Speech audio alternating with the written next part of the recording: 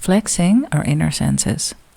Seth says the inner senses are channels that provide communication between various dimensions of existence, and that it is up to us to apply our mind to using them.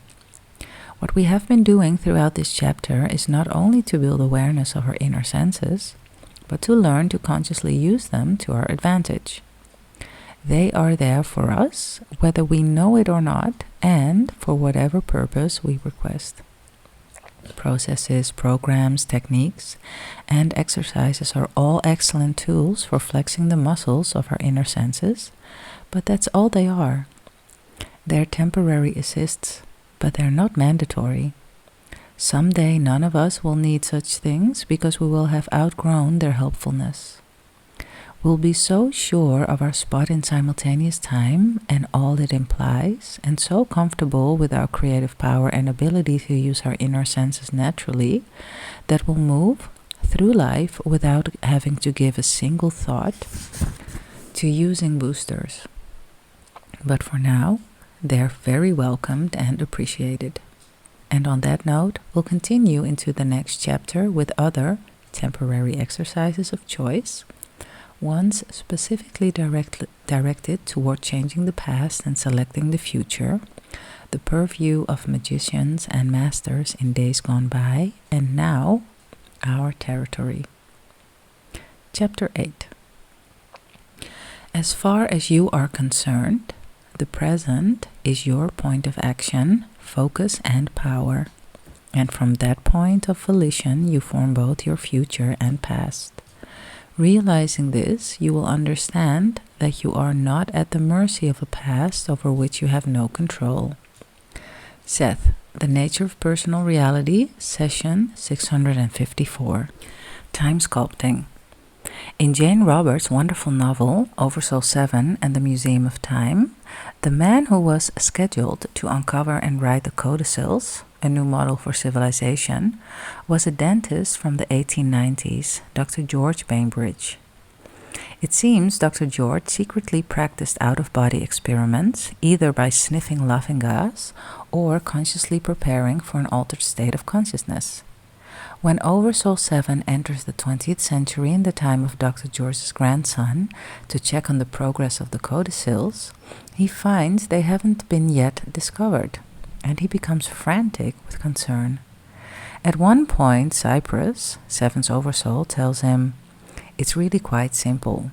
Dr. George has to find the codicils in the 25th century museum while out of body and write them down in his journal in the 1890s, so that his grandson can find them in the attic in the 20th century and put them on microfilm in the bomb shelter.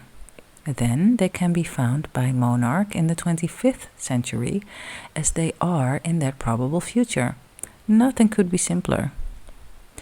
If we were to join Cyprus and Oversoul 7 outside time and space, where this conversation took place, I'm sure the interaction of moments, years, and lifetimes would look simple to us.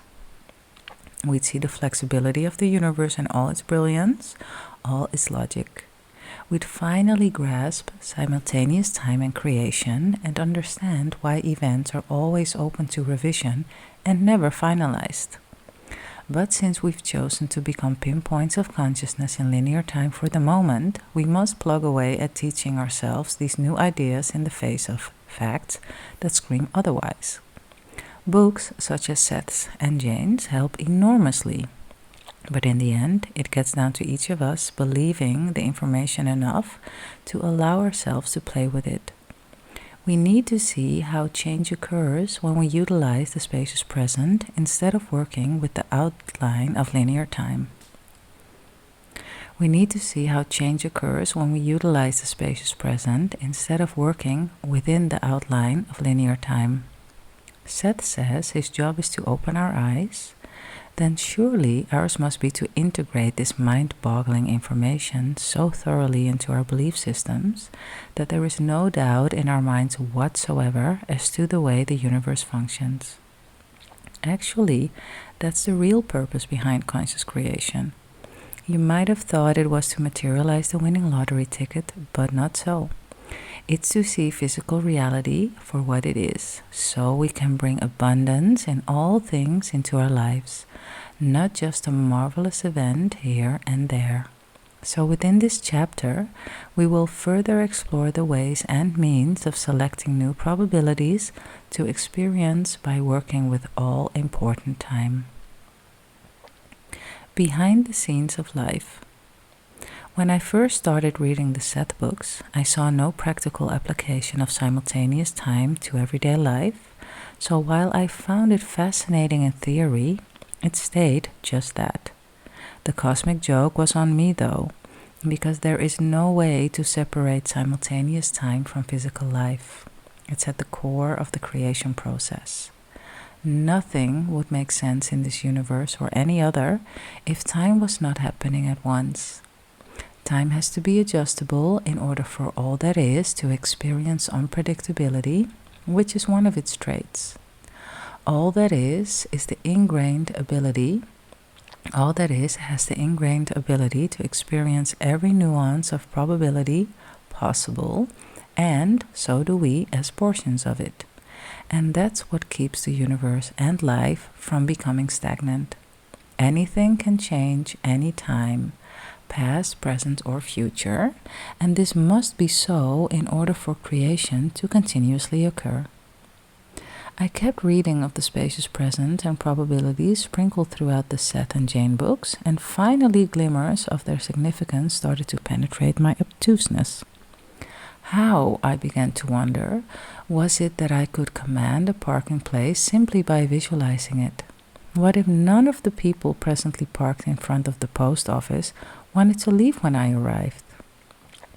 What if there were 4 cars idling their engines in front of me, as their drivers also awaited their turn in the parking place? Did I force someone to leave the post office before completing their business in order for my visualization to be actualized? Did I force the 4 drivers to give up in disgust and leave the vicinity in order for me to get my parking place? Was I in competition with these people, and was I the winner because I knew a trick they didn't? The answer to how a parking place is created are the same answers to how anything is. Consciousness sets a goal through focus and intent. The thoughts and emotion behind the intent draw from the field of probabilities outside time and space one that matches the goal.